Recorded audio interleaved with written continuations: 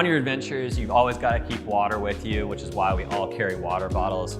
Some of them, though, are less than ideal at keeping them on your person and making it easy to carry.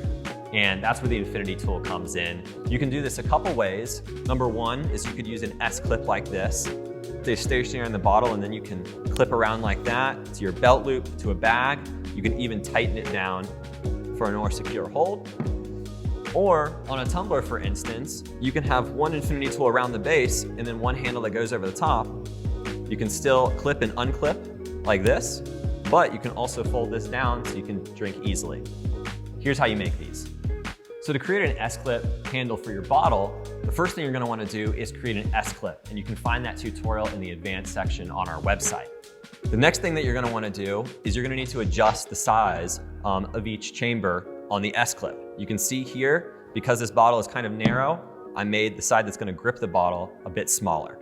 And you can do that just by shifting the position of the stud links. Then once you have that, all you're gonna do is pop this over, slide it down, put it into place, and your S-clip bottle handle is ready to go. So to create the tumbler handle with the infinity tool, what you're gonna need are 3 stud links and 2 short loops. They could be long loops as well. This depends on what you'd like.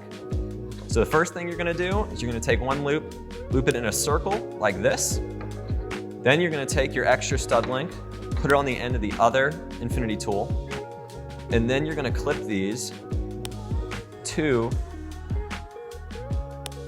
the first infinity tool. So now you have the basis of your handle.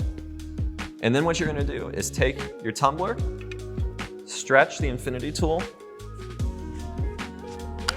over the tumbler, then your handle is ready to go. Hold it down to drink.